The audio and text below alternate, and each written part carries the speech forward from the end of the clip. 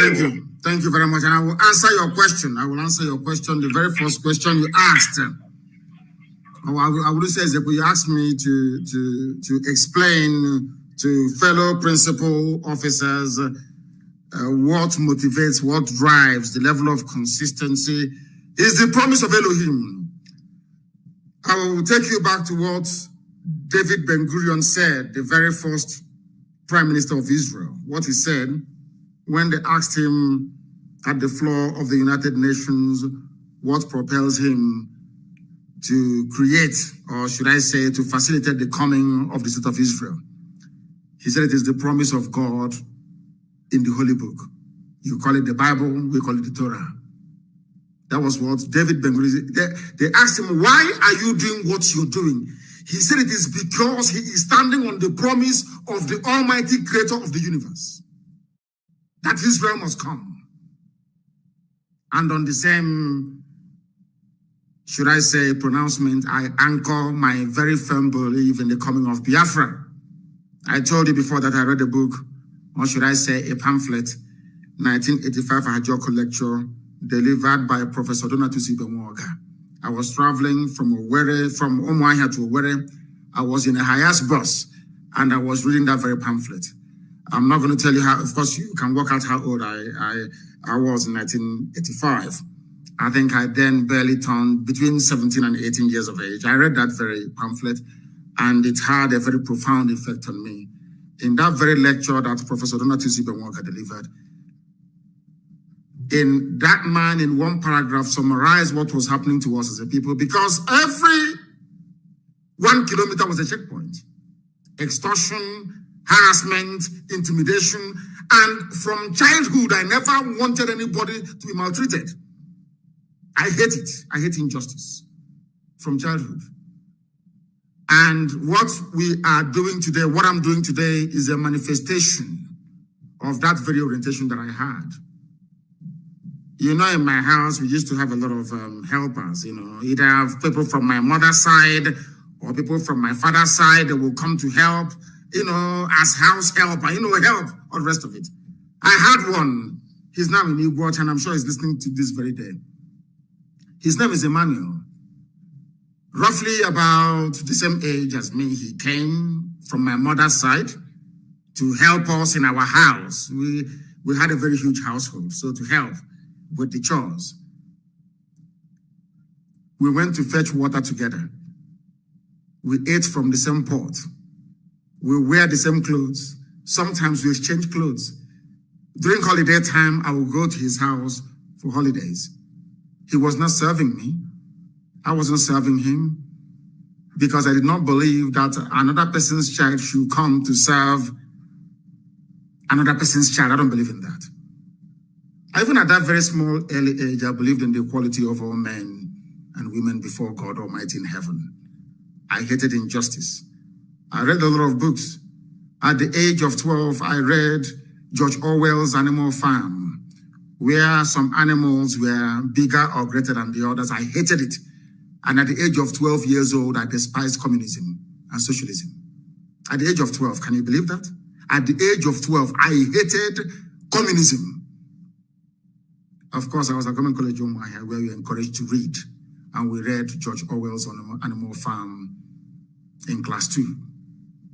Now, I want to tell you that you must have it in you to love your people. It is not something you are taught to do.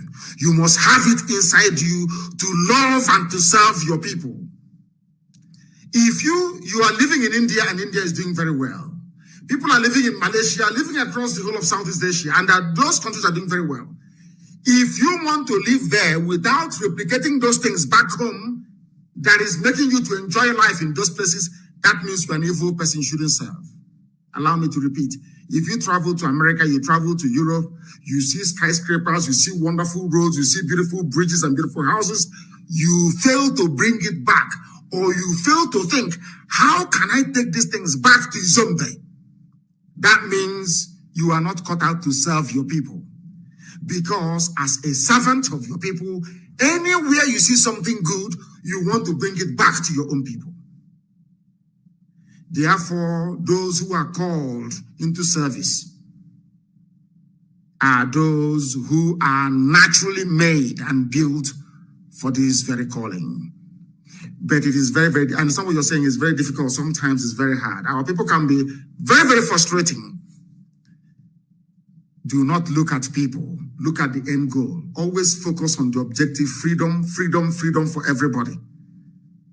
When Biafra does come, of course it's going to come. When it does come, eventually, let me tell you how I console myself sometimes.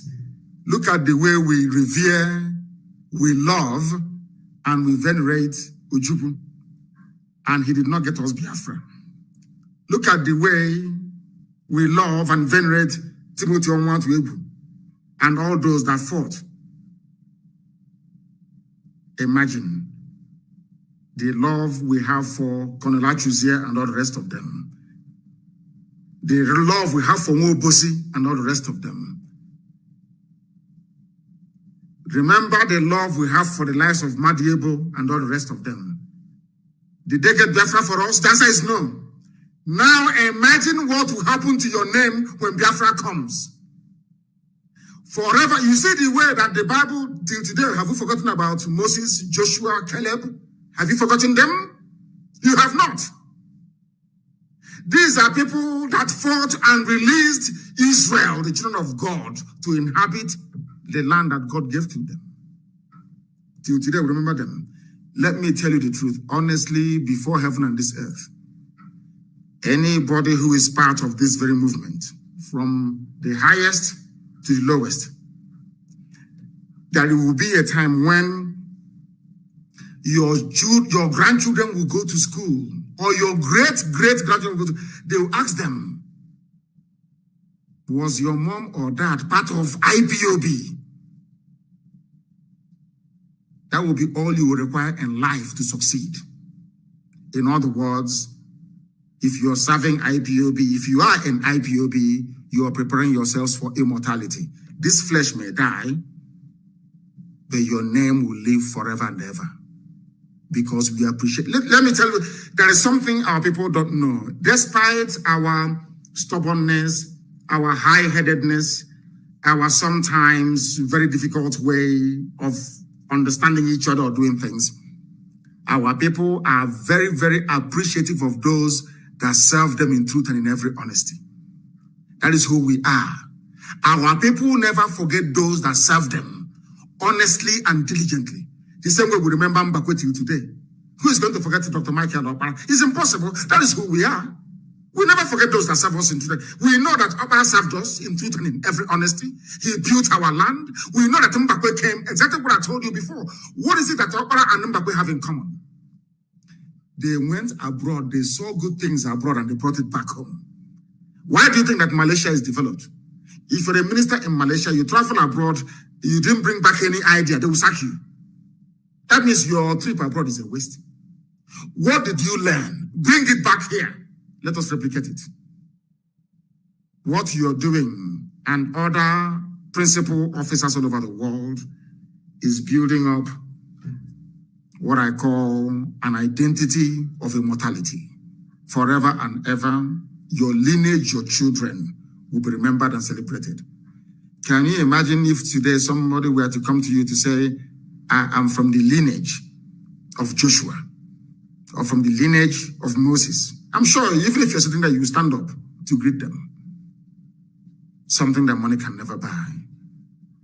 When you remember all these things, then you redouble your effort, because you're not working for any man. You are working to fulfill the promise of the creator of the universe. The promise that God made, you are bringing it to life. What you're doing is beyond human understanding. What IPOB is doing, man cannot understand it. Because we are bringing down or calling down the kingdom of heaven upon this very earth. As Yeshua prayed. Let thy will be done on this earth as it is in heaven. Thank you very much. Let's take this call. The caller on the line, can you hear me? Your name and where you're calling from, please. Yes. Hi guys, thank you very much for staying to the end of this video. So this conversation, was before Nnamdi Kanu was arrested. Was kidnapped, I supposed to say, because Nnamdi Kanu was not arrested. He was kidnapped in Kenya. Okay, so this conversation was before he was kidnapped. So I think you can now understand why he said he do what he do. The reason why he's doing what he's doing, he has explained to the world why he do what he's doing. You understand? So this is not just the issue of because some persons will come, forget Nnamdi Kanu, he's just there, he wants to enrich himself. But you see, this man had never one day changed minds. He will even tell you, see, I don't want my freedom without Biafra. He said it the other day. He said, without Biafra, I'm a dead man. Is that not enough for you to understand that this is a real guy? Is that not for you to understand that this man is just too much? He's sent by God to liberate his people from this suffering and all that. So sometimes when we talk, maybe we take them slowly. Say some persons it differ from how this you handle case. It's different from how I handle my case. You understand? I am talking about how we put these things out there. You okay? So persons are saying Nnamdi Kanu is very harsh, this and that and all that. That is not the issue. Is this man saying the truth? Are you really saying what he's fighting for? Is he that kind of person that you say, oh, this man really meant what he's doing? I am telling you, he really do. With all these wahalas, since he started this journey, this man never one day shake his head. He's still talking about this Biafra actualization. So my people, on the 18th of July is the day we are waiting and watching Nigerian government, what they are going to do. Because right now, they are stuck. Now, I go drop this one. I will drop your comment below the comment section. If today be your first time when they discover our channel, please subscribe, like, and share. And don't forget to give us a thumbs up. Thank you. See you in my next video. Bye for now.